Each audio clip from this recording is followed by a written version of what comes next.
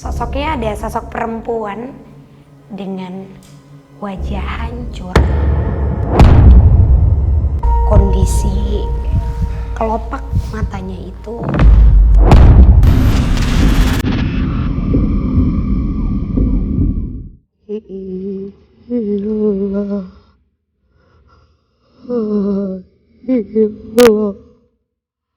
Makas. Iya, Pak. Jadi bisa mengucap biar kembali ke atas, Mas. Iya, Pak. Perlahan tapi pasti, seluruh cerita tragedi yang memang pernah terjadi di tempat ini mulai terkuak. Bahwa ternyata terdapat sosok lain yang juga ikut memperparah terjadinya kecelakaan dan juga kecelakaan lain yang juga terjadi di tempat ini. Kereta Indosemen dengan truk pengangkut batako ada di pintu kereta, lintasan pintu kereta Bintaro. Nggak jauh dari TKP. Itu jam 8 malam.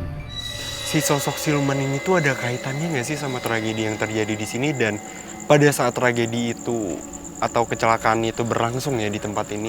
saat ini aku tadi kayak coba mastiin lagi apa itu karena tadi tuh seperti bentuk, dibilang manusia bukan manusia, dibilang gumpalan asap juga sudah berbentuk. Makanya aku kayak iya bukan, dan aku coba tegesin ternyata memang di titik sinilah tempatnya, ada rumahnya dia.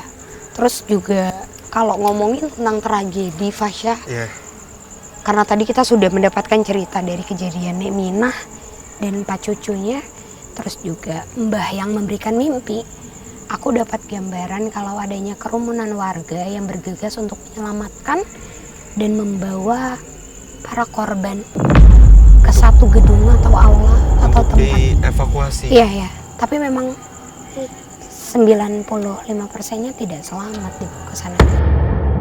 Frisly melihat banyaknya warga yang sedang mengevakuasi para korban. Frisly pun bergegas untuk mengikuti kerumunan warga tersebut untuk menuju titik akhir evakuasi.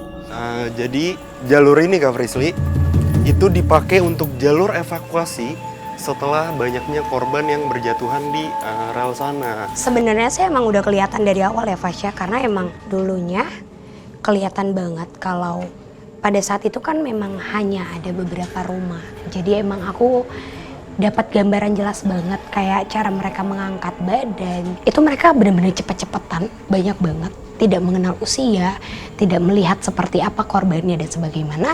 Mereka benar-benar larinya tuh cepat banget, Fasya, benar-benar kayak ngelewatin ini tuh Frisly cepat banget. mencoba untuk memperagakan bagaimana warga untuk saling gotong royong membantu menyelamatkan para korban. Sebelum dievakuasi ke rumah sakit besar, ada satu gedung menjadi titik utama dari evakuasi tersebut. Betul. Jadi itu kayaknya emang lewat sana. Ada iya di sebelah sana, tapi Gedungnya kayak gedung pertemuan masyarakat yang tinggal di sini dari dulu ya. Iya betul. Kita coba untuk mendekat ke gedung kali ya, Fasya ya. Iya. Frisly mengajak untuk melanjutkan penelusuran menuju salah satu gedung yang berada di dekat area ini, di mana gedung ini dulunya dipakai untuk mengumpulkan para korban tragedi 1987. Tapi memang benar, ini dia tempat evakuasi dari korban-korban kejadian tersebut. Tapi aku malah tertarik banget sama pohon yang ada di dalam pagar itu, Fasya. Pohon ini? Yap, Entah apa yang dilihat oleh Frisly, nyatanya ia lebih tertarik dengan salah satu pohon yang ada di samping gedung aula ini. sebenarnya malah aku bertemu dengan sosok yang sudah lama memang ada di sini, dan ini menggambarkan pada saat kejadian itu. Dimana banyaknya bagian tubuh manusia yang memang tidak lengkap, yang sampai saat ini bisa dikatakan tetap menghantui masyarakat sekitaran sini. Karena memang kelihatan sih kayak bagian organ tubuhnya itu suka menampakkan diri, dan saat ini seperti menggantung di atas ini. Sebentar Kak Frisly, jadi sosok yang organ tubuhnya itu sosok yang menunggu sudah lama atau korban dari tragedi Bintaro? Dia menjadi sosok korban Dan memang kelihatan banget perbedaan aura di tempat kejadian tadi dan di tempat evakuasi ini. Karena kalau sosok penunggu dari si pohon ini, dia tidak sama sekali ikut campur. Hanya saja mungkin dia menunjukkan sesekali apabila ada yang sedang kayak pulang sendirian atau memang lelah setelah berkegiatan di dalam, itu bakalan dilihatin cuma dengan bayangan atau sesuatu yang mirip-mirip ke arah yang biasa kita temuin gitu. Tapi yang tidak umum adalah bagian-bagian tubuh dari manusia yang saat ini ada di atas kepala kita. Selaras dengan yang dikatakan Frisly, memang ada beberapa orang yang sempat diperlihatkan adanya sosok di tempat ini. Ya itu anak kecil ada, di pohon mangga juga banyak. Kadang-kadang kalau menjelang maghrib anak kecil tuh pada main prosotan ya, suka lihat yang aneh-aneh gitu. Dan jelas banget sih kalau residu energi di sini memang masih kuat. Aku dapat aura yang mereka masih belum terima. Mereka masih meyakini kalau mereka masih ada. Tapi kalau di sini mereka yang sudah terima bahwa mereka akan meninggal tidak selamat. Dan menurutku memang saat ini kita lagi ada di sini tempatnya jauh lebih mencekam. Oke, balik lagi ke sosok ini ya Kak Frisly. Berarti sosok yang ada di pohon ini itu meniru korban yang dievakuasi di gedung ini ya? Menurutku kayak gitu. Jadi makhluk-makhluk yang memang ada di sekitaran sini, mereka menjadi residu energi dari korban-korban yang terjadi di sana. Cuma saat ini sih banyak yang udah pada nungguin kita ya. Tapi mereka menunjukkan seperti kesakitan yang sangat sakit, rintihan. Suara-suara rintihan itu kedengaran jelas banget di kuping aku, dan itu sumbernya memang dari dalam tempat ini. Karena dulunya aula atau titik untuk menidurkan jenazah. Frisly mengajak masuk menuju area aula di mana tempat untuk dibaringkannya para korban kecelakaan. Ini ramai banget sih. Tasya boleh bantu masuk dulu kasih penerangan. Assalamualaikum. Di sini itu dulunya balai atau aula perkumpulannya, di mana banyak banget ditiduri digeletakin iya, gitu digeletakin ya? sih jenazah-jenazah yang memang tidak selamat dengan kondisi yang sangat-sangat hancur. Dibawa ke sini semua sebagian, ada yang dibawa ke ini, ada mobil lewat, ditek-tekin aja dah ke mobil. Di rumah-rumah udah penuh, setiap rumah udah penuh jalan-jalan. Jujur saat ini mereka seperti menghampiri kita secara perlahan. Mereka ramai banget di tempat ini dan masih dengan sama rintihan,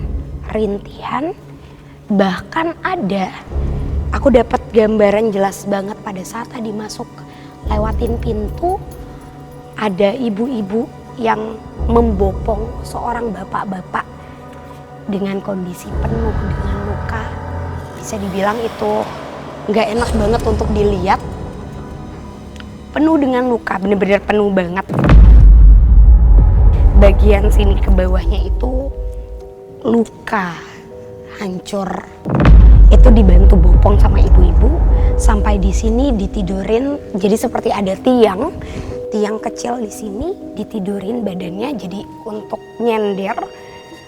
Dan kata-kata terakhir dari almarhum Pak Abidin, usia 41 tahun, kata-kata terakhirnya itu adalah Alhamdulillah. Secara terbata. Lalu beliau menghembuskan nafas terakhirnya di sini dan dicoba untuk dibantu kayak gimana pun udah nggak akan bisa, karena memang jujur banyak banget korban-korban yang ada di sini itu yang memang dibawa ke tempat ini itu sudah kehabisan darah, Fasya. Sudah dalam kondisi yang sangat amat kritis ya.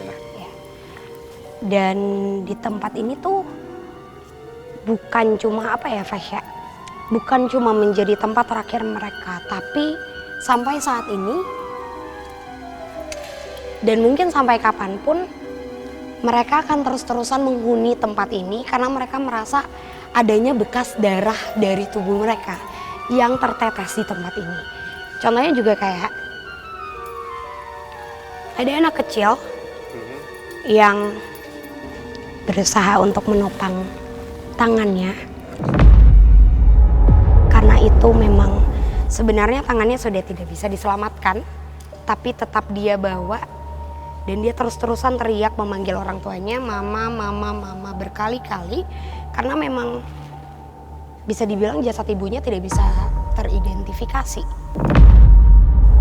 akibat kejadian itu karena benturannya tuh kencang banget, Fasya. Jadi ini tuh banyak banget yang dibawa ke sini tuh malah anak kecil mereka yang berusaha untuk bertahan hidup. Banyak juga yang kelihatan banget mereka menarik nafas kayak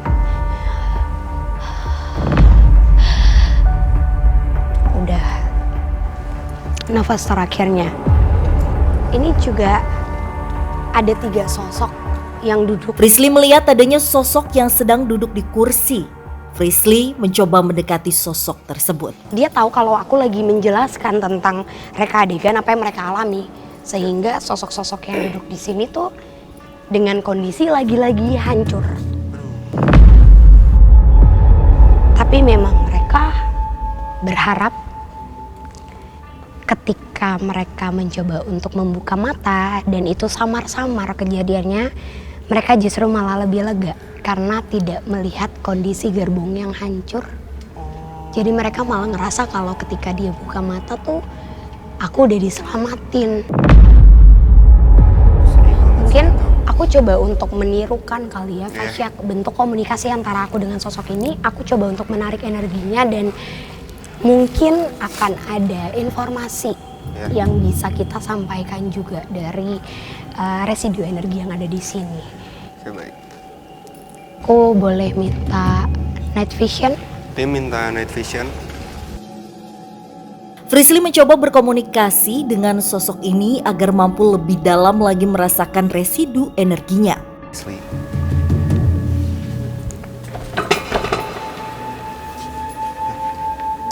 Halo.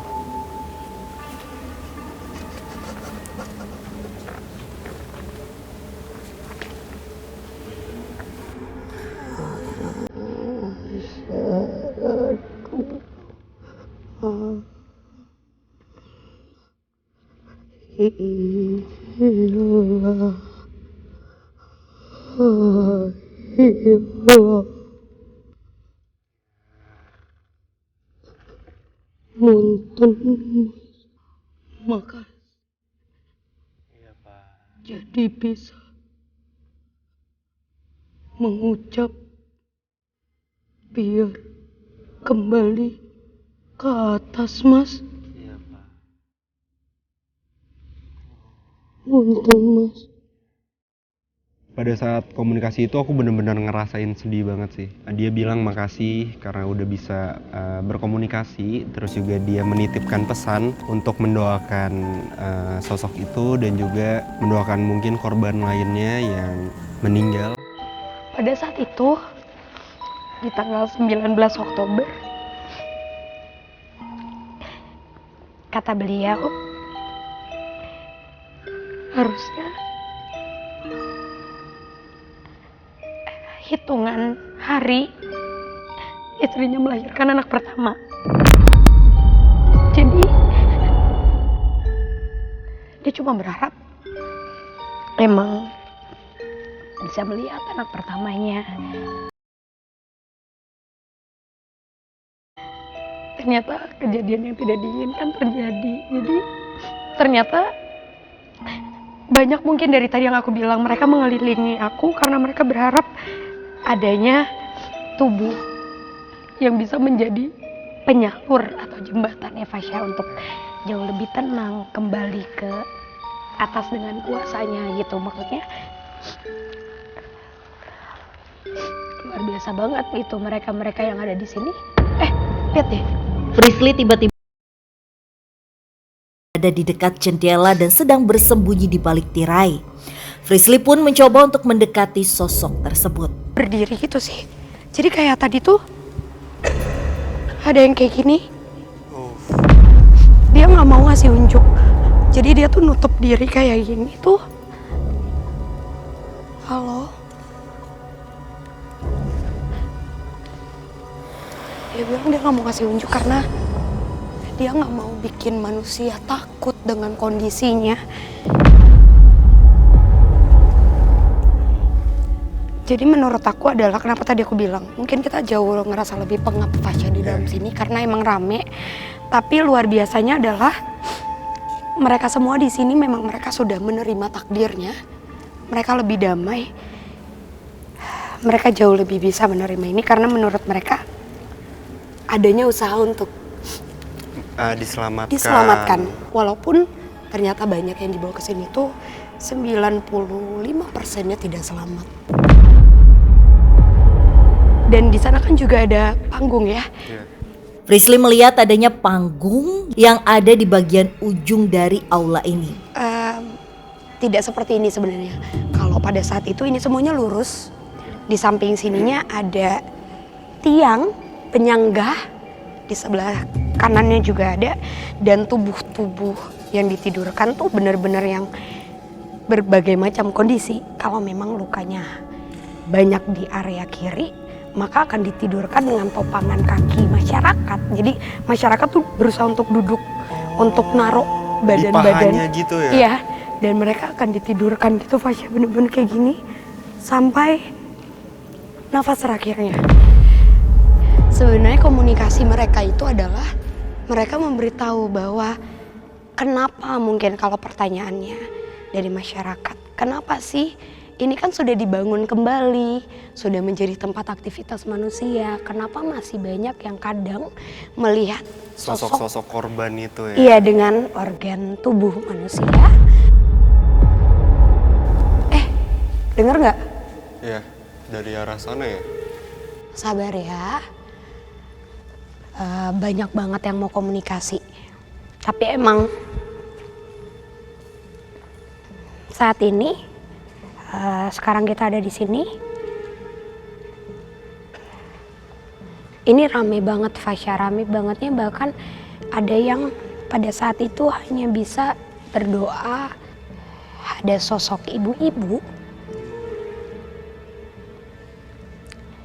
Mungkin kita bilang dia sudah punya cucu ya. Dan pada saat dievakuasi, beliau terpisah dengan cucunya. Alhamdulillahnya cucunya berhasil diselamatkan ke rumah sakit besar. Tapi kenapa residu energi ini berbeda daripada energi lainnya? Karena kalau sosok yang ini, saat ini dia masih dengan kondisi yang seperti ini Fasya.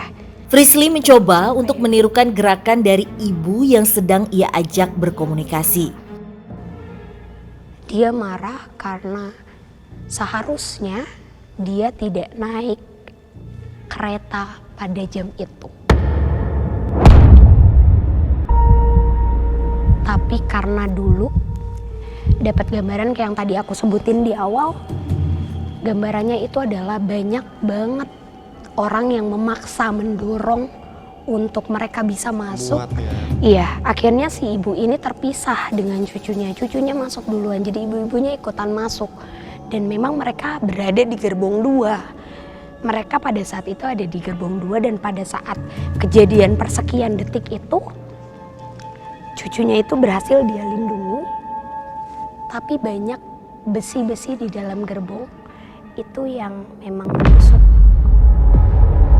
Berarti ada juga korban yang tapi pada saat tragedi terjadi itu luka-luka atau ada benda-benda yang menusuk ke badan korban itu tetap dibiarin aja dan dibawa ke sini. Karena emang nggak bisa Fasya, masyarakat pun tidak mungkin sembarangan. Tapi banyak dari mereka yang saat ini masih terus-terusan teriak, ambil besi, lepaskan, bahkan kata-kata potong saja.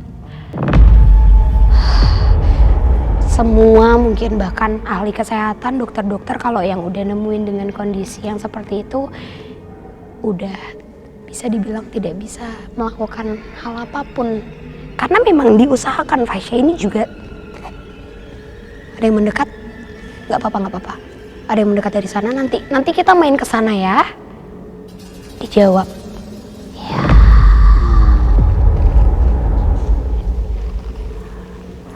Oke, coba kita kesini kali ya, karena dari tadi suaranya udah aktif banget. Yuk Fasya. Frisly mencoba mendekati sosok yang sudah menampakkan diri ketika kami sedang berkomunikasi dengan para korban tragedi kecelakaan. Keluar dari pintu itu jari. Tapi aku yakin ini tidak ada hubungannya sama Dengan mereka yang korban-korban bersama. di sini ya. Ngerasa nggak? Jadi ini dari tadi setiap kali satu langkah kita mendekat ke sini, ada satu langkah yang mendekat dari sana. Nggak apa-apa Fasya, yuk kita coba masuk ke sini. Aduh. Kenapa Fasya? Kayaknya serem banget ya. Nggak apa-apa, yuk. Kita ke sebelah sana dulu Fasya. Ke sebelah mana? Sini. Kamu jangan takut, makin takut nanti malah makin ada yang nongol. Kenapa? Kayaknya kita perlu masuk deh ke sini. Oke. Panas ya? Kayak ngerasa nggak enak aja di dalam Wow. sini. Ayo Fasya, nggak apa-apa Fasya. Coba deket ke sini Fasya sebentar. Oh, Frisly dan Fasya tiba-tiba saja menemukan selendang yang sudah sangat usang di ruangan ini. Selendang. oke. Makhluk yang ada di sini, makhluk yang memang sebelum ada yang gerak ya di luar. Itu suara apa sih ini? Jadi rame malah di luar. Nggak apa-apa. Makhluk yang ada di sini malah makhluk yang dari sebelum tempat ini dibangun kembali ya menjadi tempat yang luas. Ya. Sosoknya ada sosok perempuan dengan wajah hancur, kondisi kelopak matanya itu. Ini sosok yang sebenarnya sering kita temuin di pohon-pohon. Tapi yang membedakan adalah dia sangat menyukai tempat ini karena pada saat kejadian itu terjadi, kejadian tragis itu terjadi, banyaknya pertumpahan darah. Dan itulah yang dinikmati Fasya sama sosok ini. Jadi malah sosok ini tadi pada saat kita di depan, kenapa dia membunyikan sesuatu, menunjukkan secara suara, karena dia kira kita membawa itu. Kita akan memberikan itu karena pada saat dulu kenapa banyaknya orang-orang yang datang bergerumbul, orang-orang datang itu kan memberikan darah kesannya, padahal kan itu membawa korban, tapi yang dia tangkap itu untuk memberikan kepada dia. Tapi ini sosok yang mengganggu Kak Frisly. Yep. Aku sih bilang ganggu ya karena sosoknya itu duduk di sini terus mainin kaki dan sering kali dia menunjukkan secara fisik kepada para penunggu atau bisa kita bilang orang-orang yang tugas di malam hari. Oh, penjaga. Betul Fasya. Oh, menunjukkan dengan kayak gimana Kak Frisly? Coba sini. Kenapa? Gak apa-apa sini aja. Sebentar. Nih. Sosoknya itu kalau misalnya dia ngedekat, biasanya dia ke penjaga. Itu penjaga lagi tugas untuk ngunci atau matiin lampu. Itu dibisikin Fasya. Bisikin apa?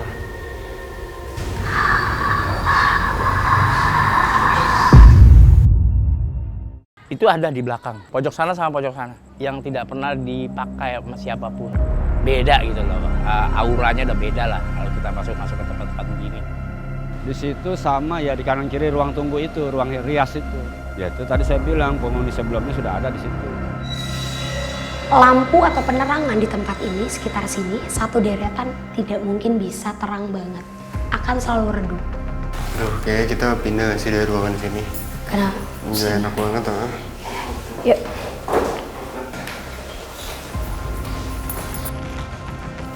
Oke, Kak Frisly, aku rasa udah cukup penelusuran pada malam hari ini.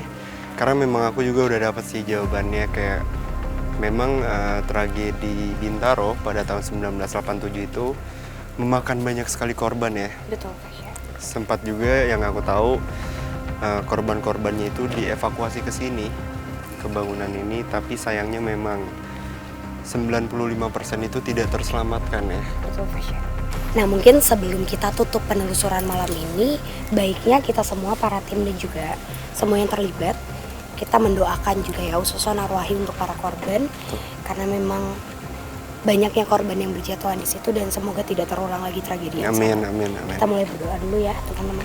Sebelum meninggalkan tempat ini, kami pun terlebih dahulu memanjatkan doa untuk para korban tragedi Bintaro agar mendapatkan tempat terbaik di sisi Tuhan. Oke teman-teman, ikuti terus penelusuran kami ke tempat-tempat yang memiliki cerita mistis, mitos, serta bikin kamu deg-degan hanya di GTV.